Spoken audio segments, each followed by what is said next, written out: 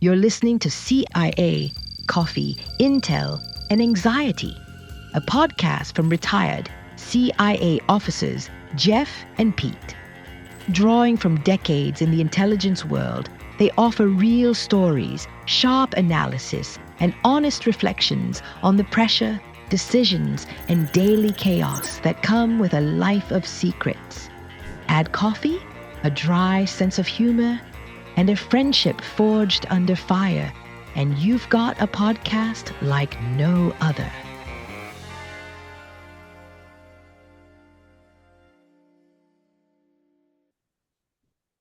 Good morning, good afternoon, good evening, everybody, depending on where you are. Welcome to another episode of CIA, Coffee, Coffee, Intel, Intel. Anxiety. And my name is Jeff. I'm with my colleague Pete here, and we're going to talk about some fun stuff today. And we're really glad you're here. And we look forward to you enjoying this podcast and getting some feedback. Hey, Jeff, how's it going? Living the dream, brother. Always living the dream.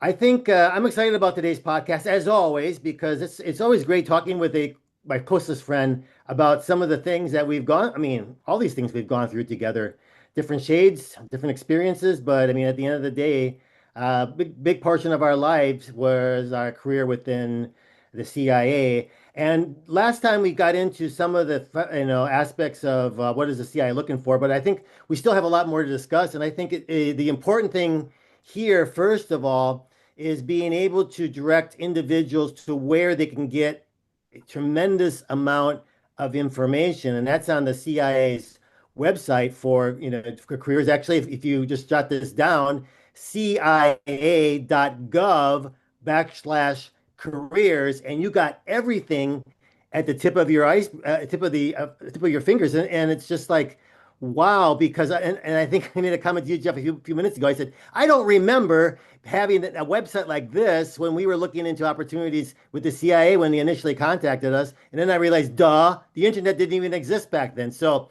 We here barely is had a electricity. so here, I mean, we want to highlight a few things here, but this is the place to go for so many people that have an interest in, what are the opportunities? How do I go about, what are they looking for? How do I go about applying? And I think the first thing we really want to mention is that, Jeff and I are skewed a little bit toward talking a lot about the Directorate of Operations being a case officer because that's what we did. But that is just a small, but really important, but small component of the overall numbers of people that get careers within the agency. So, Jeff, why do you want to comment about what other types of careers are there within the CIA that people might not any clue that those even existed? Quite literally, they need everything. Um, so you and I, we can say we were the pointy end of the spear, but that spear is worthless without a big handle and a lot of people holding on to that handle, guiding it, pointing it, and pushing it. So that's what we depend on. So what does that mean? That means we have accountants. Oh my gosh, how many accountants do we have to deal with? How much money do we have to deal with? The biggest problem in government today, I mean, look at the Trump administration. They're going after every dollar that they can. So being able to be a good accountant and account for funds and watch funds, accounting is very important. That's just one example. Psychological. I hate to say it, Pete, but you and I need a lot of psychological help, and they Will were do. specifically to do that to make sure that us and our spouses and our families were not getting off the rails and everything was okay because it's a stressful job. And so their job was to take care of us. I'm sure probably every time you were back in the headquarters area, at least once a year, you had to sit down with the shrink and go, yeah, we're fine. This is what we're doing, blah, blah, blah, Mm-hmm. blah, blah. Mm-hmm. So even that one, one of my favorite examples is carpenters, people who build furniture. You wouldn't think that they would have much of a need for that, but they have a tremendous need for that because of some of the, we're just going to call it special furniture, and I'm not going to go into any more detail than that. Special furniture that Peter and I had for that we took with us overseas is very custom made, very, very crucial to our security and to the job that we did. Who'd have thought that some guy building furniture needed a top secret security clearance? The biggest hurdle anybody in any career track is going to face is getting through the security background. Once they get through that, what is it, 6, 8 months process, assuming that they're an upright standing citizen, then they can follow whatever career track that they want. It Mhm. always astonished me when I was at headquarters and I would find someone who was very unhappy in the job they were in. It's like, go talk to HR. Get a job someplace else. You don't got to sit here and make me miserable and make yourself miserable. You don't want to be here. Please don't be here. Go talk to somebody and get the kind of job that you want, whether it's a security officer with the agency, like I said, building furniture, doing accounting, being a psychologist, being an analyst. There's so many different career tracks. You looked up the number. How many different career tracks were there, Pete? Yeah, so according to the website, 160. So just think about any Fortune 500 company, and every type of thing that they need. I mean, of course, they go contract. Some of these companies might contract a few of the things out. The agency typically doesn't contract very many things out, but they do some things.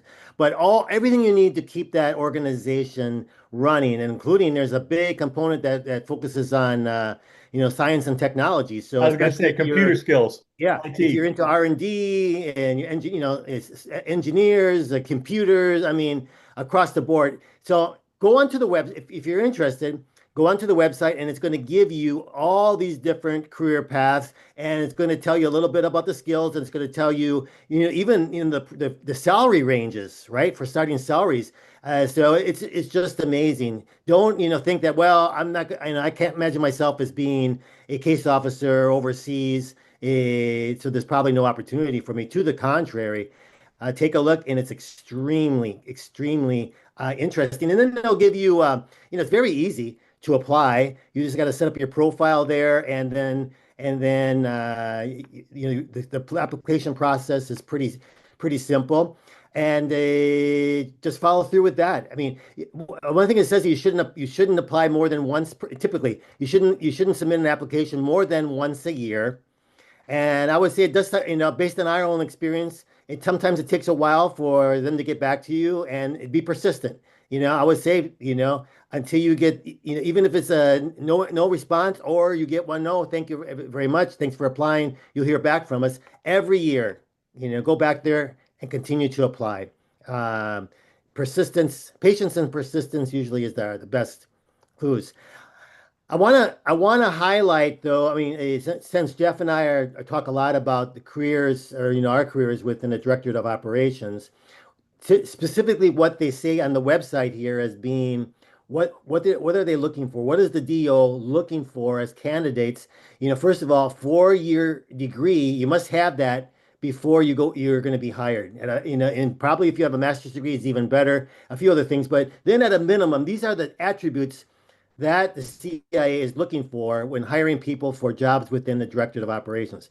And that's in Directorate of Operations, of course. You think about your case officers, think about your reports writing officers, think about your targeting officers, people that are typically out overseas for the most part, that are acting as case officers or supporting those operations in the field. So first, top of the list, and I think Jeff and I mentioned this last time, is very important: integrity, right? That is probably, and I think Jeff, you would concur, that is there. I mean, anytime that all of a sudden, whether it's in the interview process or beginning in your career at some point where there's a question of your integrity, that is going to be something that's going to be very hard to get beyond that, because that's going to be a lack of trust. The agency has to trust you in all degrees. Beyond integrity, well-developed interpersonal skills. And once again, that cuts way 2 ways, because we're going to be out in the field, spotting, assessing, developing, and recruiting sources and running them. And we got to have great interpersonal skills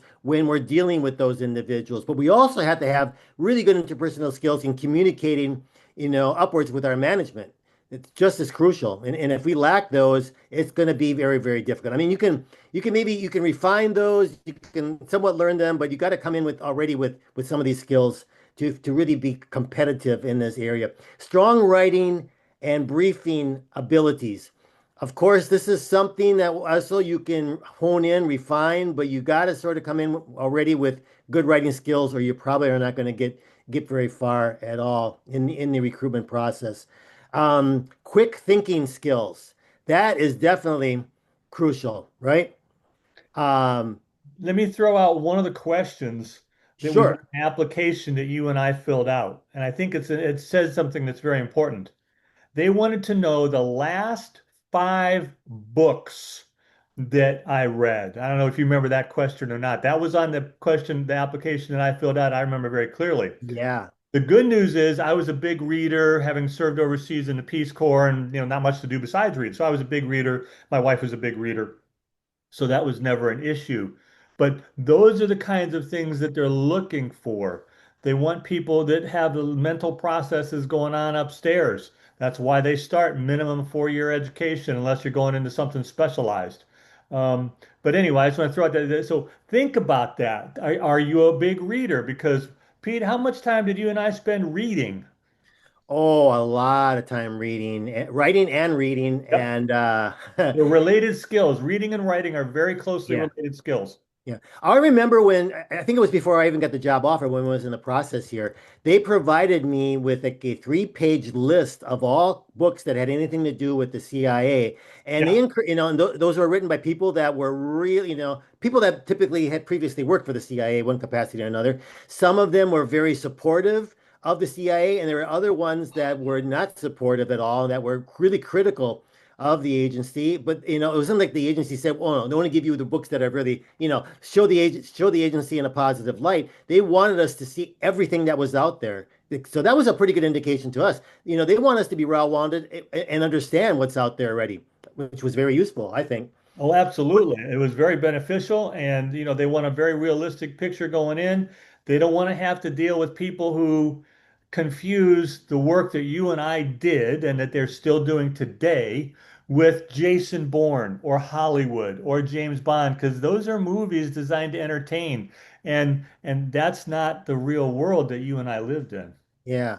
Well, another thing, and I think most of us did this. I was always excited to find out what was going to be my next assignment, right? And especially what country it was going to be. And as soon as I had confirmation or near confirmation about it, I would go to a bookstore like Borders, and I would buy every book that I could, not every single one, but the most interesting books that I could find about that particular country, from a historical point of view, political, travel, whatever. And I would read those books cover to cover. I wanted to be as prepared as possible before going on to my next assignment. And I guess that it ties into here, the next thing on the list is curiosity. Curiosity of wanting to learn more about everything that we might be exposed to, right? Flexibility and ability to deal with ambiguity. We talked about that last time. That is huge because there's so many times, especially, we're not always operating in a sense of being able to consult with, your boss or with colleagues about actually everything that's going on. Sometimes the information that gets to us when we're out there, we got to make our best decisions based on the information that is on hand. And we got to be able to answer for that, right? We decided to do X, Y, Z. We keep, management informed about what we did, but sometimes it's after the fact versus being able to get all the information up front and being able to make that decision or getting guidance. So it requires being able to take our own risks in the decisions that we make, but at best educated risks, like decisions, I guess. But if you can't deal with ambiguity, the director of operations is probably not a good place for you. Here we go. This is part of our. This is part of our for the name of our podcast here. Stress tolerance, anxiety, right? Being. How did you deal with stress, Jeff? I don't know. You don't Um, remember? I, I, um, I remember I was very blessed that my now ex-wife was my very, very good friend through a lot of this. And so, when my I remember one incident very clearly where I was involved in a traffic accident that was very unfortunate. And I got home and made myself a gigantic drink and went upstairs and sat down in the chair in the bedroom and talked to her and just had to decompress. And Mhm. the ability, this is why, and they don't get enough credit. Our spouses, your spouse, I mean, I've known her for as long as I've known you, obviously. My ex-spouse, if we did not have their support, even though it's very much hidden, it still is critical. It was critical. I'm gonna say it's critical to my success. I can't speak for you. It was critical to my success. It was critical to my ability to be able to live overseas. It was critical to my ability to have a family. We have two daughters, and so she played a vital role. And that's why, in fact, my book is dedicated to my ex-wife. And lots of people look at me and go, but the fact of the matter is, I would have never had the career that I had if it wasn't for her support. And using her operational was something that we all did. I remember the one country I was in, this one guy that I was getting to know, he was very much more interested in getting to know her than he was me, and she had to deflect that in a way that didn't cause him to walk away from me, but that protected her. And that's really hard for a woman to do. And so Mhm. she did it and she pushed back on it. So we are very indebted to our collective spouses, I believe. Oh, I 100% agree. And that was, I mean, when I joined, my wife was the only person outside of Langley that knew that I worked for the CIA. The only person, even my children, didn't know, and we can make a decision about whether or not we want to, tell our children. That's really our decision. And most people will tell them maybe when they're teenagers or, basically young adults. And there's other colleagues I know that have never told their children. They have never ever told their children, and their children are adults. The children already have, kids, they got grandkids, and nobody in the family knows that they've lived this life as a servant to the CIA. But we all get our we all can make that decision on our own. But Sure. we but it's a cover burden, right? And there are people that also go overseas who are single, and that also can create a challenge for them because they can't confide. You can't come back to anybody, even if it's a boyfriend or girlfriend that you might have overseas. You can't go and confide to them that what your day was like, truthfully, because they don't know that you're working for the CIA. And so that becomes very, very a big challenge that a lot of people don't realize until they're out in the field. And so I get young people that also approach me and say, I don't know if I can handle living overseas, because they're concerned about that. And I think even more so, young women, they're thinking about, I want to get married. I want to have a family at some point. Am I going to be able to handle, it's going overseas the right thing for me? And I said, there are opportunities. It can be worked out, but you're doing the right thing by asking those Absolutely. questions of people like Jeff and myself or other people, put it out there because there's a lot of things to consider. And once again, there's a lot of opportunities within the CIA. You don't have to be, people that go overseas is only a small percentage of the people that work for the CIA. The vast majority of them are working back in Northern Virginia. That's where the most of these positions are, right? I want to point out that if anybody watching this podcast has a question that they would like to approach either you or I on with respect to anything that we've talked about, our contact details are in the notes down below, and you can certainly pop us an email, text message, phone calls. I don't, whatever you want to do, you can reach out to us and we'll be happy within the realm of security. We're not going to give away any secrets, but we will help you frame the question and understand the topic. So check out the contact information that's down below. Good point. Absolutely. Just a few more here of the things that the CIA highlights as being attributes that they're looking for in candidates for the DO. Independent thinking skills. I think that's very, very important. Teamwork skills. That's right. I mean, regardless of our position, we're really working on a team, right? Right. And that's critical. If you're kind of like out there and you're want to be a totally independent operator and you think you know better than everybody else, you probably are going to fail as well. We've seen cases of those where individuals fail because they're not working as a member of the team. Multitasking skills, crucial. We got so many things so many balls that we're trying to juggle at the same time. And every day when you wake up, you have to kind of like list, what am I going to do today? What are the priorities? And be willing at any time of that day to all of a sudden, reshift those priorities because things happen and you're probably never going to complete what you had originally on your tasking list that morning. Things are going to be, every day there's changes, right? So multitasking is crucial. Creative thinking skills, I think that's also very, I studied in my master's degree, I studied finance. We had two different career tracks in my grad school, finance and accounting or marketing. I studied finance and accounting. Why? I don't know. I mean, I did fine, but at the end of the day, in my career with the CIA, the marketing, the creativity of marketing, the understanding of people, that was all much, more of what I was doing and really thrived at than finance and accounting. My finance and accounting just helped me submit my own accountings to the CIA, I guess. But otherwise, it was I didn't follow that particular career path. Um, Time management skills that kind of goes in with the being able to multitask, but time management skills are crucial. Initiative, right? We also hear about initiative being self-starters. And the last one here, what do you think, Jeff? Self-awareness. Yeah, we need to understand our own personal limitations. We all have them. And we need to know when we're getting too close to the edge, if you know what I mean. And let's Hmm. face it, every morning you and I woke up, we had a family, we had a cover job, and we had the real job. So Hmm. that's what you face every morning waking up. So how can you deal with all those different aspects of those? How can you compartmentalize? Because you had, in many cases, you had to be very careful. You didn't get one overlapping into the other. You had to keep them pretty much separate and distinct. So those were always big challenges. Going back to the other thing I had going for me when I applied was I already spoke French and Arabic, so foreign language is a big deal. I think you have some foreign language in your background as well.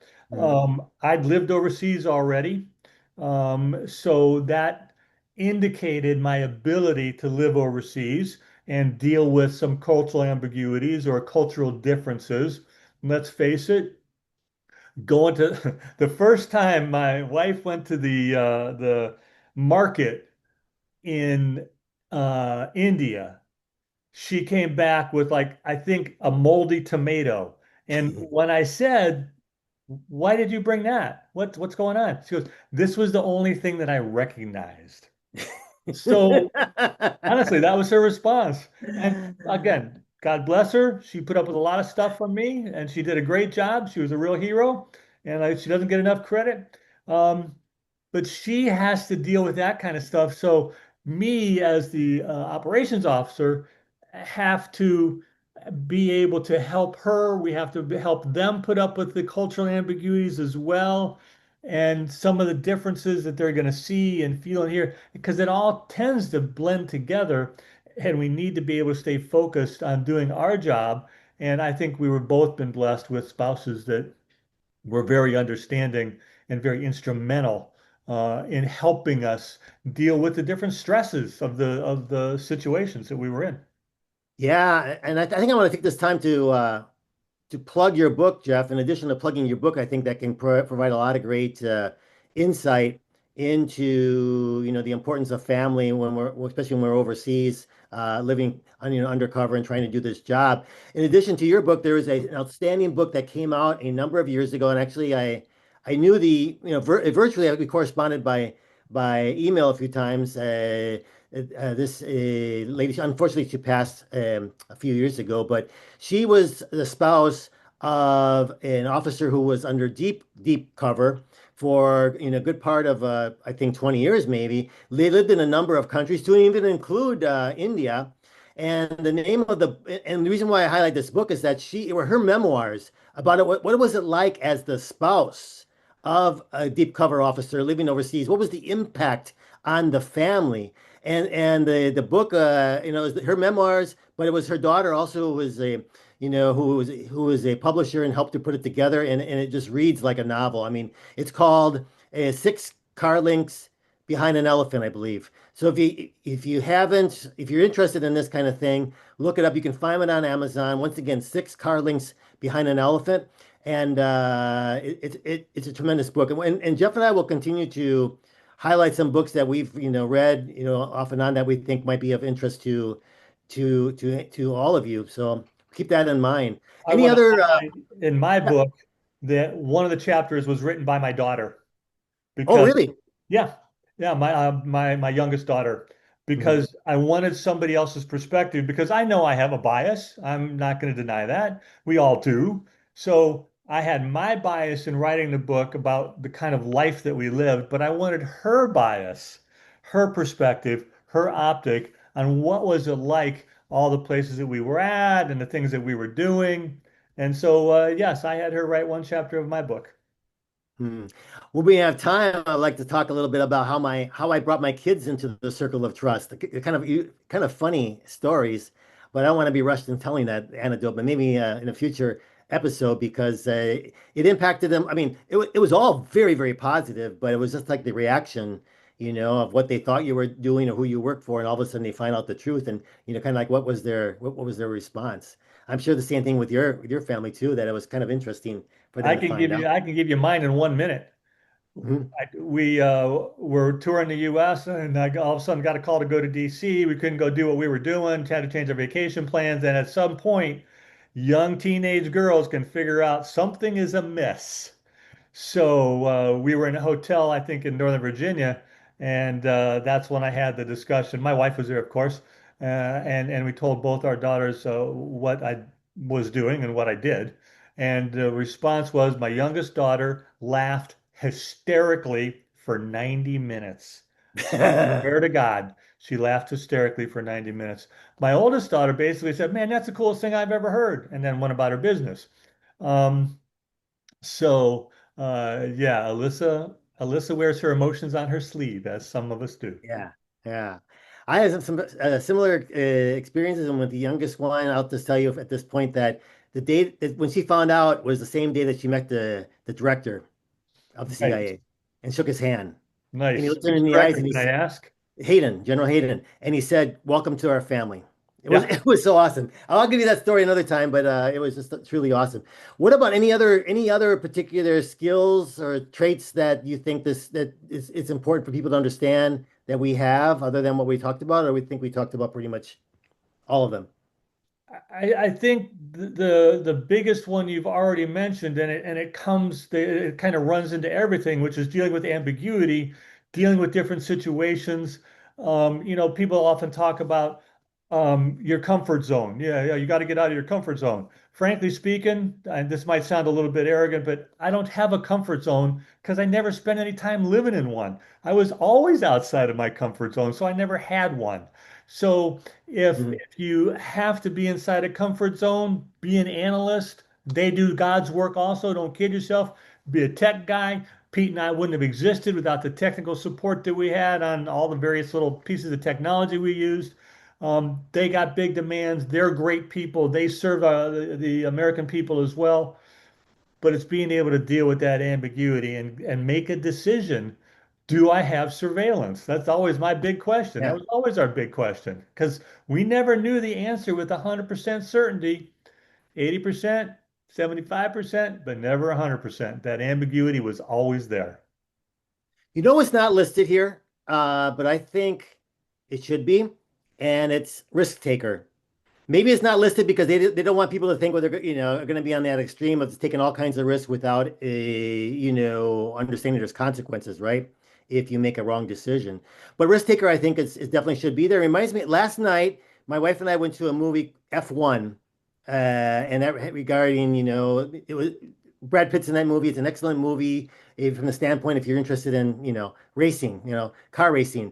And I remember after the movie, my wife said, I don't, she said, I could never be a race car. She said she could never be a race car driver. And I said, actually, I think I would have been, I mean, I could have been a race car driver in the sense of liking to do such a thing. And I remember one of the questions of many during the psychological test that we took. And one of the remembers is, well, how do you feel about being a race car driver? And I put that out at a high, I thought that was, I would like to take that kind of risk, driving at high speeds and it's kind of brought me to thinking about being able to take risks. And I took so many risks throughout my career, of course, based on you making your decisions, but it's always a risk because if you're risk adverse, and we have had these discussions a lot, whether it's an individual or whether it's the agency, all of a sudden you think they should be going forward with something. We always had this discussion: are people at times risk adverse more than, being out there and undertaking a mission. So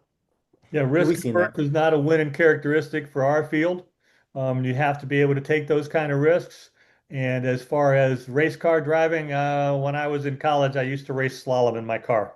You know, the slalom around. I mean, and I had, yeah, I burned through a lot of tires. So yeah, Yeah. get the whole race car thing. So And I don't think I've ever I've never ridden in your car, and I don't think I'm going to. no, we take our own cars. Anyway, Yeah. yeah, you have to be able to take a risk, but you have to be able to take measured risks. Risks are, okay, I know this fact, this fact, this fact, but I don't know these three things. What am I going to do? So you're taking a Mhm. risk because you don't have 100% information. You got 70%, 75%. So then you have to base your instinct to get you through that last bit and to be successful, safe, and secure. Mhm. So Jeff and I have spoken about, quite a bit about the attributes and things, but we haven't really spoken. I mean, some of the skills we're coming, you come into the agency with those attributes and skills. Others are refined and or you learn for the first time, basically because of the training that the CIA provides you with. And we want to get into that at some point and dedicate some time to it. We might not have enough time to do that now, but that's something that we do want to talk about. And once again, we're going to talk about the training from the aspect of what we went through as case officers, which I think you're going to find interesting. But then again, this training is going to be different than the training that you would get if you were going through some other career track within the agency. Yeah, I look forward to us going through some of the fun times we had in our training, the various training, because it's a long process. Yeah, it might be the training itself may only be X number of months. I think it's 5 or 6 months, but the whole OJT training, indoctrination, and it is indoctrination to some degree, and that's not said in a negative sense to get everybody on the right sheet of music, learning how to write. You can have a guy who's the best writer in the world. He's got his master's degree in English, and then he comes into the organization and suddenly he can't write to save his life because they require writing in a very specific fashion. And Mhm. sometimes it's kind of tough to get people to change their academic writing to something more relevant to the kind of writing you and I had to do. I think we can devote almost the entire episode to the training, and maybe a good place where we're going to put it is eventually we're going to talk about what Jeff and I did for, as case officers overseas, the whole spotting, assessing, developing, recruiting, and handling of sources, and we're going to talk a little bit about how we were trained, to do this, and we have quite a few interesting anecdotes, but. Before we do that, and I've been talking about this for some time, kind of like putting out that carrot. We're going to talk about the individuals who have been fabricators as far as, telling that they've been out and they've been working, for the CIA and or other intelligence units within the U.S. government and or military, and how they fabricated those careers to basically defraud, the individuals out of money and or individuals who maybe they have worked for the CIA or they have worked in for different agencies, but they've extremely embellished what they did during their careers and for the purpose of misleading people, and for many times just promoting their own products and services when they left these jobs and trying to make it in the private sector. So we're going to dedicate next episode to that. It's going to be episode 10, I believe, right? I believe that's correct. Yes, sir. Okay. What about any final words, Jeff? Just what I tell people all the time. The people that work for the CIA are the best this country has to offer. And you don't ever see that on TV. You don't ever see that in the movies. But guys like you and I, we would never ever have been as successful as we were without the very high quality people that were working as accountants, psychologists, desk officers, reports officers, trainers, whatever it may be. The best people this country has to offer are in the CIA supporting the American people. Amen to that. Till next time, my friends. Absolutely, brother. Take care.